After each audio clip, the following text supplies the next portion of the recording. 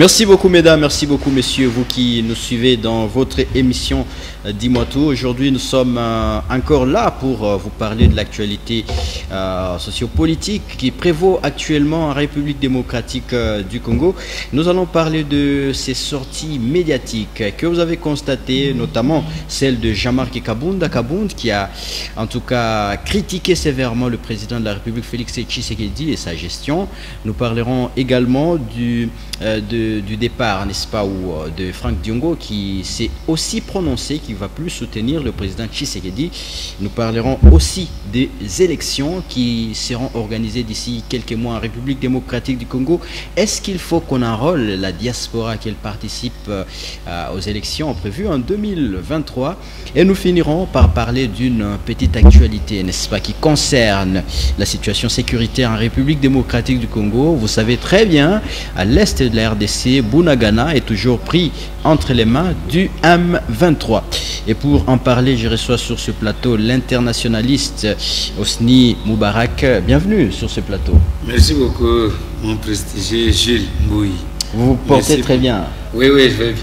Après plusieurs rendez-vous manqués, enfin, oui, bon, on est là. Voilà. C'est un plaisir partagé. Voilà. Alors, nous portons à la connaissance de tout, n'est-ce pas, le public, que le journaliste Jeff Kazadi est toujours détenu à l'ANR Kinshasa et l'UNPC Katanga a fait un communiqué de presse pour exiger sa libération parce qu'ils étaient tous les deux arrêtés, notamment avec son collègue américain Nicolas Niarchos, mais malheureusement on a libéré l'Américain, mais le Congolais est toujours détenu. Une politique de 2 poids 2 mesures, n'est-ce pas, que dénonce l'UNPC Katanga.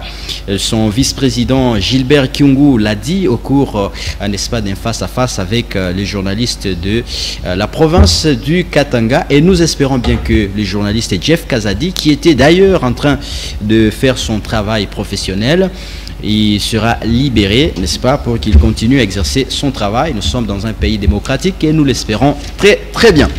Alors, nous commençons notre émission par cette petite question. Comment vous trouvez la gestion du président Tshisekedi? Merci beaucoup. La gestion du président Félix Tshisekedi Tshilombo, oui. Nous devons la comprendre qu'elle se situe dans un triumvirat politique, c'est-à-dire dans un gouvernement ici de la coalition de plusieurs forces politiques. Donc cette gestion, donc je dois parler d'une cogestion avec d'autres forces politiques. Exactement. Donc les anciens, les nouveaux. Les anciens, donc c'est une cogestion. Oui. Parce que le président de la République ne gère pas seul la RDC. Oui. D'ailleurs, c'est depuis l'indépendance qu'aucun dirigeant n'a jamais géré seul. Que ce soit Lumumba, Kasavubu, nous avons pris Mobutu et peut-être Mobutu parce qu'il n'y avait pas eu assez d'élections, mais depuis 2006, après les élections, 2001, lorsque le président Joseph Kabila est arrivé au pouvoir. Donc il y a une cogestion. Oui. Jusqu'en 2022, au moment où je vous parle, donc il y a une cogestion à la tête du pays par rapport aux alliances qui se fondent d'une manière ou d'une autre. Voilà. Et le bilan, vous le trouvez très orthodoxe? C'est aux millions de Congolais qui avaient voté le président de la République, oui, qui vont juger le président de la République de son bilan. Peut-être après les élections, c'est aux urnes qu'ils iront juger le bilan du président de la République. Ce n'est pas dans la rue qu'on doit dire bon voilà, Tshisekedi ne fait rien. Donc ils doivent aller s'exprimer ça dans les urnes et les actions qu'il est en train de mener sur le terrain. Je crois que l'opinion n'aura pas la même façon de voir les choses. Donc voilà un peu. Voilà. Alors, on va entrer directement dans le vif de notre premier sujet. Il s'agit bien de cette sortie médiatique de Jean-Marc Kabounda, maître nageur, n'est-ce pas, qui a pratiquement créé son propre parti politique. Osni, comment vous avez analysé d'abord la sortie médiatique de Jean-Marc Kabounda, qui est pratiquement un des piliers de la fondation de l'Union sacrée du président Tshisekedi? Ok, merci. Je crois, M. Gilles, il est 17h01 ici, à l'heure laquelle nous parlons. Donc, Jean-Marc Kabounda est d'abord un député national, avec les privilèges parlementaires et avec la sécurité de l'Assemblée nationale. Donc, pour le moment, il est sur un terrain politique. Où tous les coups sont permis. Vraiment. Voilà. Alors, il a quand même, hein, n'est-ce pas, sévèrement critiqué, n'est-ce pas, la gestion du président Félix Tshisekedi. Même vous-même, vous l'avez dit, hein, ce n'est pas, n'est-ce pas, dans la rue où nous devons analyser ça, mais il y a quand même des indices, n'est-ce pas. Avec cette sortie médiatique, vous ne craignez pas que l'Union sacrée puisse se chavirer? Non, je ne crois pas. Chavirer, pourquoi? C'est quand même un grand tenant de parmi ceux qui ont fait que la coalition FCC-Cash disparaisse. Je pense qu'il y a une force par procuration. C'est-à-dire, même vous aussi, vous devenez ministre, député, vous devenez fort. Mais ceux qui vous donnent ces pouvoirs ou ces privilèges, vous retirent, vous devenez une force par procuration. Mais néanmoins, je ne suis pas venu pour réagir à cette sortie médiatique. C'est un leader, il vient de créer son parti politique au ministère de l'Intérieur qui gère les partis politiques. D'ailleurs, son parti n'est pas encore autorisé à fonctionner. Ah oui, il l'a fait. Et nous pouvons comprendre certains députés, on se réserve de tout commentaire sur les opinions qu'un élu parle sur le plan public. Mais néanmoins, le prestige de l'institution présidente de la République doit être préservé parce que par moment, quand nous voyons les facteurs ou les acteurs importants des relations internationales, nous voyons les États. Les États sont animés par leur chef d'État. Donc, et chez nous, c'est le président Tshisekedi. Le président Tshisekedi qui est un acteur des relations internationales. Pourquoi? Parce qu'il engage la RDC dans toutes les négociations internationales. Donc, garder le prestige de l'institution présidente de la République, c'est un devoir sacro-saint pour tout peuple congolais, peu importe sa tendance politique. Le président de la République mérite un respect, il mérite les honneurs. Voilà, aujourd'hui, Poutine est en train de pilonner l'Ukraine matin, midi, soir. Mais il a le soutien du peuple russe, parce que c'est Poutine qui parle au nom du peuple russe. Donc le peuple russe, actuellement, il y a même certains médias qui sont bloqués ou certains débats prohibés qui orientent des critiques vers Poutine. Parce que ce qu'il est en train de faire, c'est pour préserver la grandeur du peuple russe sur la scène internationale. Pourquoi pas nous, les Congolais, nous devons aussi faire en sorte que nous puissions garder cet élan, pousser nos dirigeants vers le plus haut, en ce que nous puissions aussi être comptés parmi le grand peuple sur la scène internationale. Parce que si un président est dénudé par son peuple, et il sera anéanti, affaibli même sur la scène internationale. Donc, il est libre de faire son choix parce que nous sommes une démocratie constitutionnelle et puis pluraliste, et il peut faire son parti politique et partir là où il peut partir, mais sans pour autant mettre en cause l'intégrité physique du chef de l'État, parce qu'il incarne la République démocratique du Congo. Pour vous, et ça n'aura aucun impact, le départ des Kabounda? Je ne crois pas. Et je me rappelle l'honorable Kamer Vital, que je salue aussi en passant, c'est un grand leader. Il avait quitté Joseph Kabila en 2011 ou 2009, je crois. Mais cela n'a pas impacté négativement sur l'élection de Joseph Kabila en 2011. Donc c'est pour vous dire que Et pour le moment, il faut regarder de l'avant, c'est créer d'autres acteurs et les considérer comme tels. Et considérer qu'il est devenu maintenant un adversaire politique. Et qu'on ne pousse pas au président de la République de faire des commentaires sur ça. Parce qu'il doit s'adresser à son parti UDPS. N'oubliez pas que pour le moment, le président de la République n'a aucune responsabilité au sein de l'UDPS. Il est le président de tous les Congolais. Il n'est même pas secrétaire ni porte-parole de l'UDPS. Il est le président de la République. Il peut parler des problèmes internes de son parti, mais pas toucher au président de la République parce que pour le moment, même ceux-là qui n'avaient pas voté le président Félix, il le représente. Donc un peu d'estime envers cette institution, président de la République. Voilà. Mais son départ ne va pas fragiliser l'Union sacrée parce que l'Union sacrée n'existait pas avant. Si vous avez une bonne mémoire, c'est à peine de commencer. Et après les élections, IDPS donc cash, IDPS INC avait à peu près 41 sièges si j'ai une bonne mémoire. Et FCC c'était 314 sièges si j'ai une bonne mémoire. Et la Mouka à peu près 100 quelques. Mais comment aujourd'hui il y a eu un changement, un basculement total, brutal. C'est parce que qui a été critiqué même par des juristes quand même. Voilà, mais non, il faut retenir une chose, monsieur Jules. Il faut comprendre que quand on est dans une démocratie, les députés, une fois élus,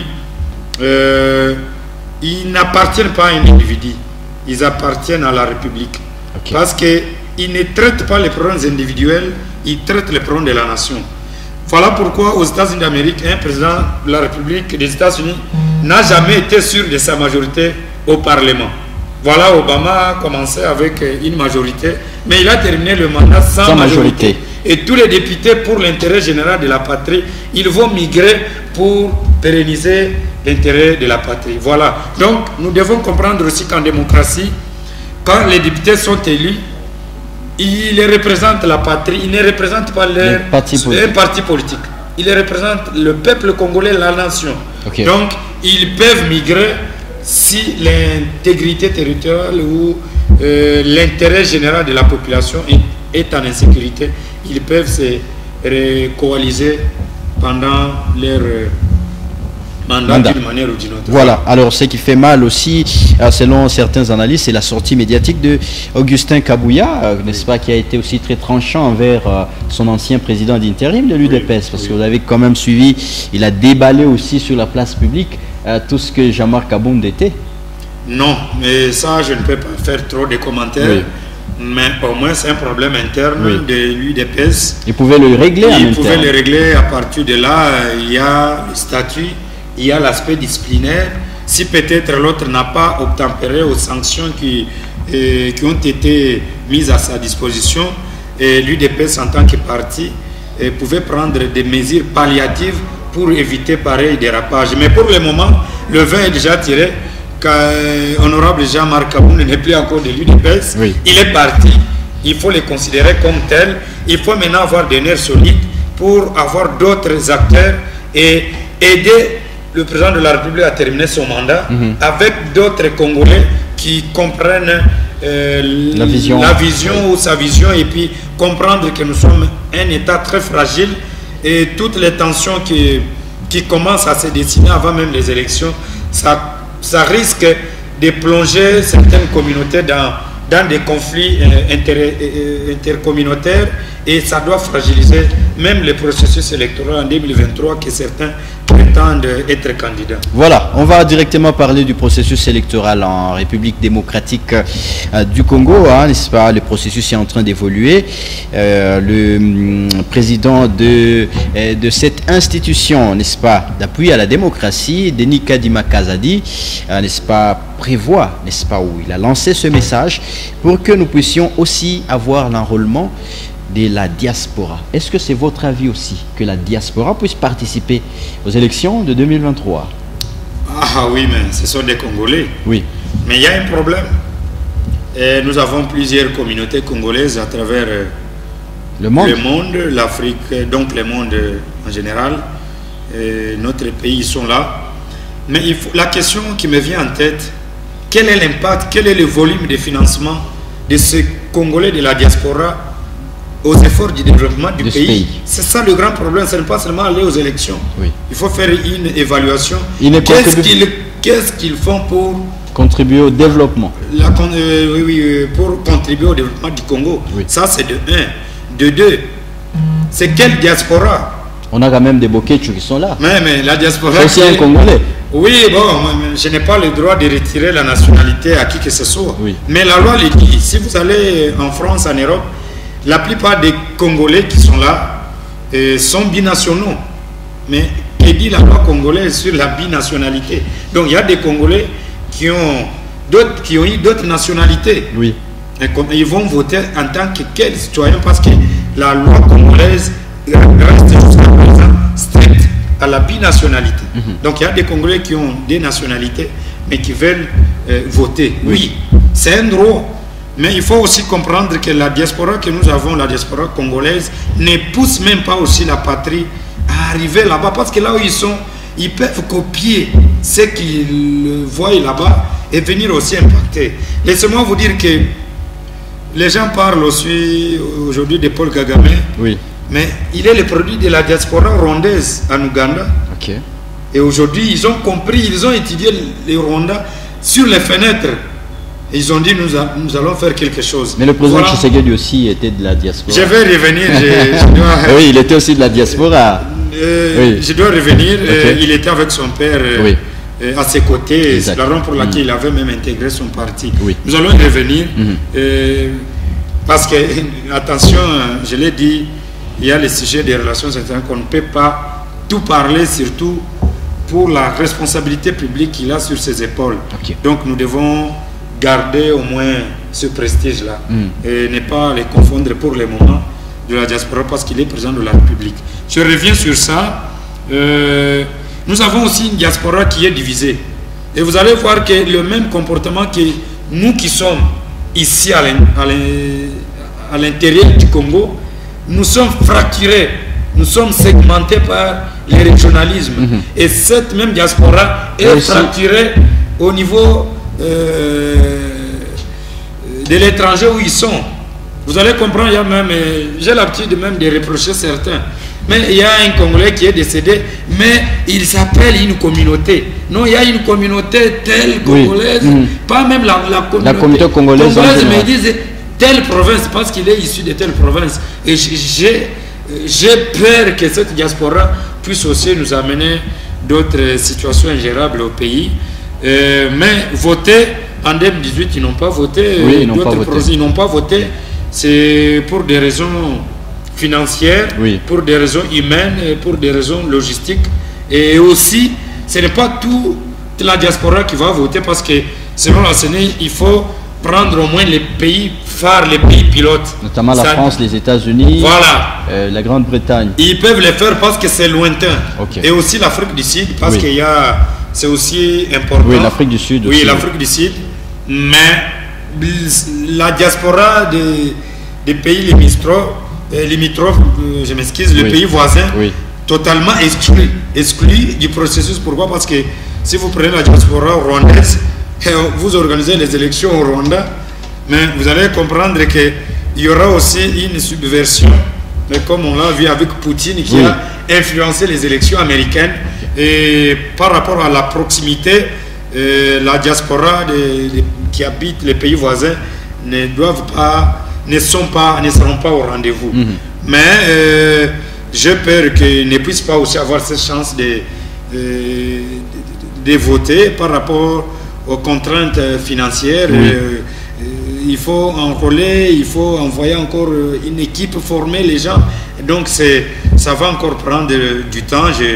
J'ai un peu de doutes par rapport à leurs droits qui risquent d'être un peu retardés, sans oublier pour ceux-là qui ont la double nationalité, et ils vont énerver même le législateur qui a initié la constitution de 2006 qui protège la nationalité congolaise. Et vous proposez quoi? Que la diaspora soit exclue encore pour... Que la diaspora d'abord commence à s'unir, à parler un seul langage, à parler du Congo, à impacter aussi, à faire beaucoup d'efforts pour que les pays puissent avancer. J'ai parlé le cas même Museveni est issu de la diaspora ougandaise habitant la Tanzanie, James Kabarebe et les autres. Donc nous pouvons, même le Libéria, donc il y a plusieurs communautés de la diaspora d'autres pays qui font beaucoup pour leur patrie. Nous avons la diaspora belge ici et française, ils ont conçu des écoles ici. Exactement. Mais l'argent là va où? C'est dans leur pays. Oui. Donc c'est pour vous dire que nous ne pouvons pas toujours parler, non, ils veulent voter. Bon, mais qu'est-ce qu'ils font d'abord? Chez nous, ce sont des sapeurs, hein. Il n'y a que des sapeurs. Ah, donc voilà un peu, c'est un peu, voilà la diaspora chinoise. Si aujourd'hui, vous voyez, le gouvernement chinois est en train de soutenir la diaspora chinoise à travers le monde, c'est par rapport à cette notion du nationalisme. Comprends, nous avons un pays. Vous ne pouvez pas être de la diaspora, mais vous menacez les musiciens Congo, qui ne peuvent pas produire à l'étranger. Mais nous avons des musiciens étrangers qui viennent ici. Récemment, nous avons un musicien tanzanien, je ne fais pas sa publicité, mais je crois que c'est Diamond qui doit arriver à Lubumbashi. Exact. Et il y avait même Christina Chouchou qui est arrivée.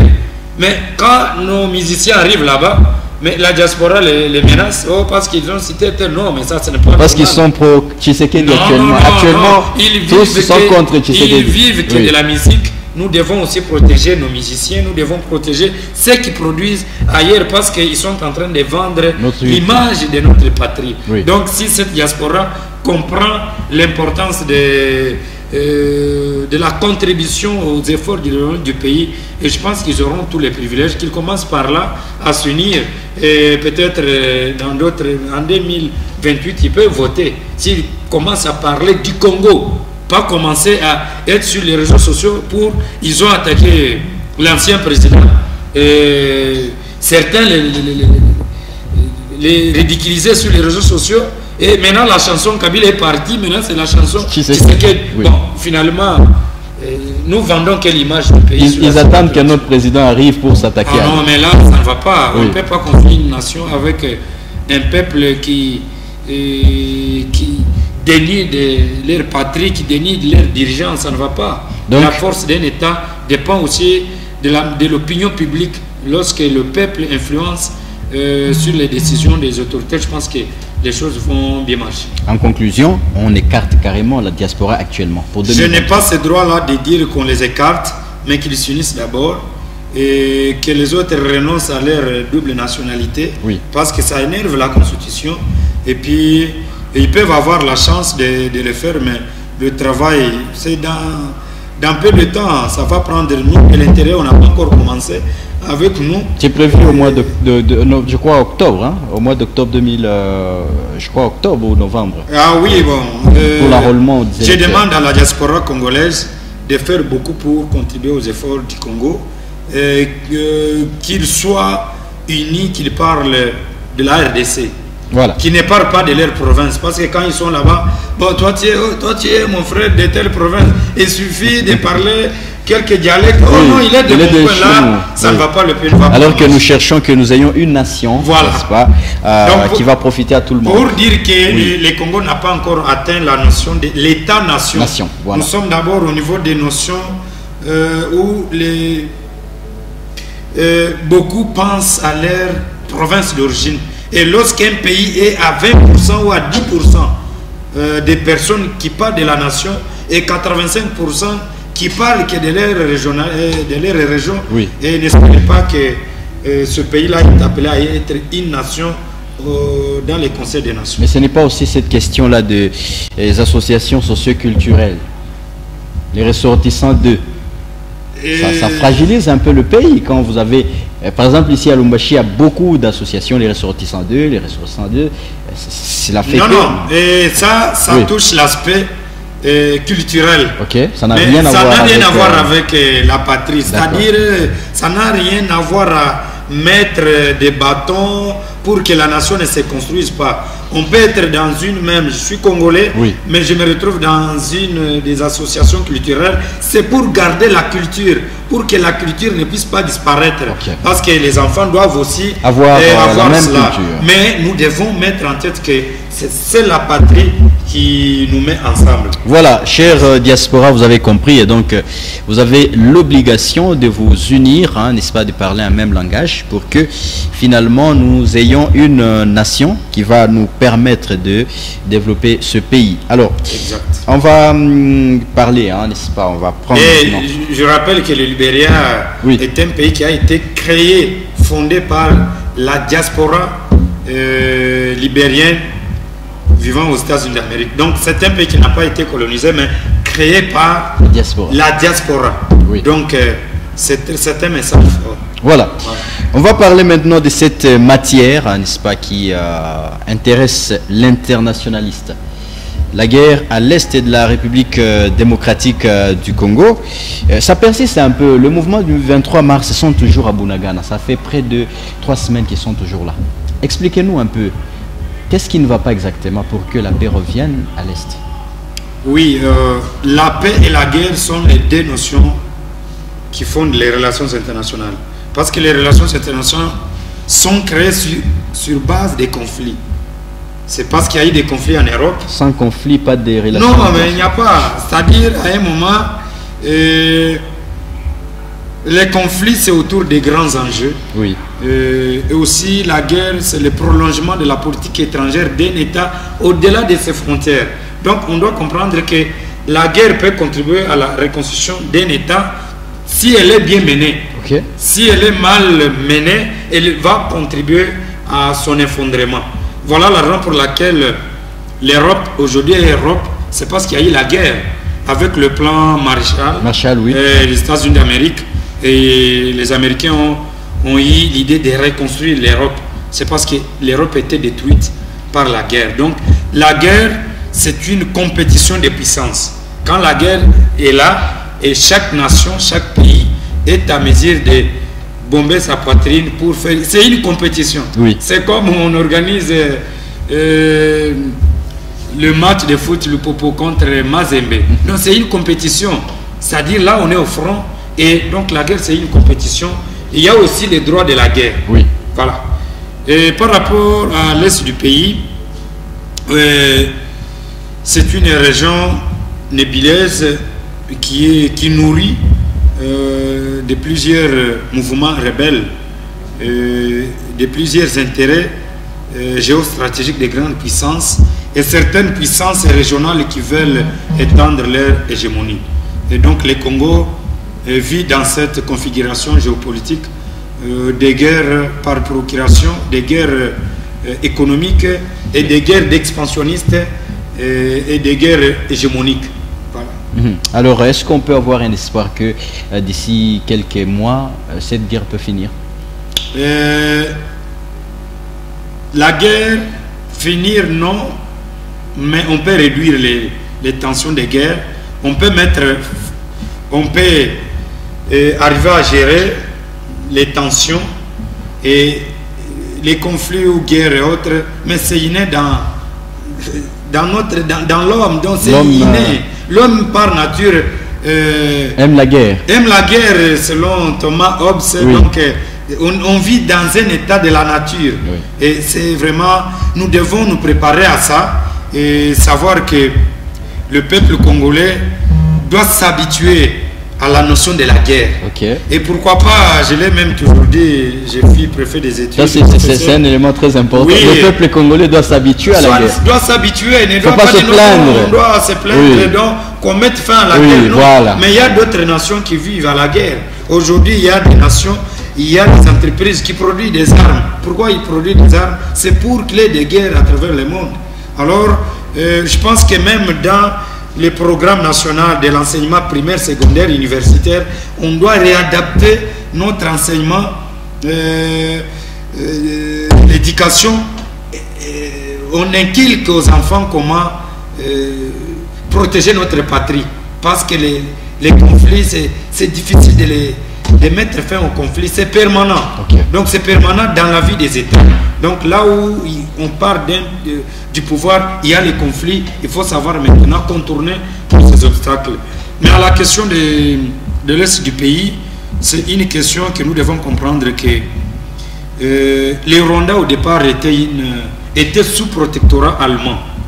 C'est-à-dire que les pays voisins que nous avons actuellement, ce sont des États qui sont frustrés d'abord par rapport au découpage. C'est-à-dire, le découpage a été fait, et je rappelle même que, même quand les gens disent que le Congo est devenu indépendant en 1960, non, c'est même avant. Non, mais j'en doute fort. Déjà en 1908, voilà, l'État indépendant. Le Congo a participé à la conférence de Berlin de 1884-85 avec statut d'un État indépendant. Et donc, le Congo était déjà un État indépendant depuis 1884 et reconnu par les États-Unis d'Amérique comme un État. Donc, quand nous sommes partis, donc nous sommes le seul pays en Afrique, je le dis bien en Afrique, à avoir participé à la conférence de Berlin avec un statut d'un État. Mais pour les Rwandais, les Burundi, étaient des colonies, étaient sous protectorat allemand. C'est lorsque l'Allemagne a eu à perdre la guerre en Europe et on a eu à confisquer ces colonies. Voilà que la force publique est allée à envahir même les Congo, plutôt les Rwandais, le Burundi, la force publique congolaise qui a libéré, qui a chassé les Allemands du Rwanda, de Kigali. Vous allez trouver même certains noms congolais qui sont dans des villes rwandaises par rapport aux vaillants militaires qui sont allés libérer. C'est comme ça, quand le dossier est arrivé à la conférence de Berlin, bon, le roi dit, bon voilà, comme les Rwandais et les Burundi sont confiés à la gestion du roi belge, la conférence de Berlin, bon voilà, je dois maintenant m'occuper je dois étendre mon influence vers ce pays. Vers ces pays-là. Et je le dis bien qu'il y a certains villages qu'on a perdus, qui sont restés au Rwanda. Il y a même des Congolais qui sont devenus des Congolais par les choix. Voilà. Alors, donc nous avons Gisenyi et Tchangumbu, je crois, qui sont des villages congolais, mais qui sont au Rwanda. Et on a demandé à ces gens-là, vous voulez être où? Soit le Rwanda, soit la RDC. Ils ont dit le Rwanda. Le Rwanda. Les autres sont devenus, donc il y a les Congolais qui sont Rwandais, qui sont devenus Rwandais par les choix de la colonisation. Et je le rappelle, on a la Belgique a compris qu'il faut importer la population du Burundi, du Rwanda, pour les installer à l'est du pays, pour travailler dans les mines. Voilà la raison pour laquelle en 1954, l'université de Lubumbashi a été créée. C'était pour permettre aux étudiants burundais, rwandais, congolais à devenir cadres pour accéder, travailler. Donc après l'indépendance, les Rwandais devraient travailler à la tête du pays. Et certains ont été même recrutés dans la GECAMINE, MIBA. Donc c'est une situation qui est ancienne et nous devons maintenant vivre avec eux, parce qu'aucun Congolais ne peut pas déplacer les Rwandais là où il est aujourd'hui pour l'amener ailleurs. Ça sera impossible. Donc nous devons avoir des relations diplomatiques fiables, de confiance, parce qu'ils sont frustrés, ils n'ont pas de matières premières et puis ils n'ont pas l'accès à la mer. Et donc c'est un pays qui a des difficultés d'ordre humain et puis géographique. C'est normal qu'il y ait des conflits. Mais nous devons soutenir les institutions de la République et accompagner le chef de l'État pour que nous puissions avoir la paix et dialoguer surtout. Voilà. Vous avez compris que c'est très important de dialoguer avec nos voisins, n'est-ce pas, qui sont les Rwandais, les Burundais, les Ougandais. Il faut dialoguer pour que la paix, n'est-ce pas, revienne, mais aussi aux Congolais d'apprendre de vivre, n'est-ce pas, avec la guerre, parce que il faut déjà avoir ça en tête. Les relations internationales sont là parce qu'il y a des conflits. Sans conflit, pas de relations internationales. Sans conflit, et même la MONUSCO doit partir. Voilà. Merci beaucoup d'être venu. Merci, M. Jules. Ça a été un plaisir. Un appel au patriotisme. Nous sommes un enjeu de la géopolitique mondiale. toutes ces querelles qui se font de gauche à droite vont disparaître. On risque de perdre ce pays. On risque de le perdre. Personne ne viendra reconstruire ce pays si ce n'est pas à nous, en tant qu'élite. Nous demandons à ceux qui gèrent les réseaux sociaux, ceux qui publient, de comprendre que nous sommes des élites, nous sommes des leaders d'opinion. Nous devons véhiculer le message, parce que le message là est consommé par un peuple segmenté par le régionalisme. Et nous devons tirer attention à tout ce que nous sommes en train de dire. Nous devons nous unir et nous devons comprendre que la force d'un État, c'est d'abord la capacité de sa population, la compréhension de l'environnement national, régional et international, et comprendre la place que la RDC occupe dans les relations internationales et les atouts que nous avons, les atouts géopolitiques que nous avons, que nous pouvons aussi impacter sur la scène internationale, et pour que nous ne puissions pas entrer dans des querelles interethniques, et surtout à ceux qui se lancent déjà en campagne électorale, mais la loi l'interdit. Nous devons nous réserver parce qu'on risque de parler des élections 2023, candidature, et il y aura des conflits préélectoraux. Voilà. Avant même que les élections commencent, les conflits commencent. Voilà. Nous en avons. Je demande aux acteurs politiques, à la justice congolaise, de pérenniser la loi pour que nous puissions réduire au moins les tensions préélectorales. Voilà, merci beaucoup à vous tous qui nous avez suivis. Merci à Raphaël Kassongo. N'est-ce pas, on va continuer à parler de la matière internationale avec l'internationaliste Hosni Moubarak, n'est-ce pas, pour que vous puissiez comprendre un peu d'où viennent les conflits qui sévissent à l'est de la RDC, qu'est-ce qu'il faut faire pour mettre fin. Merci, à la prochaine.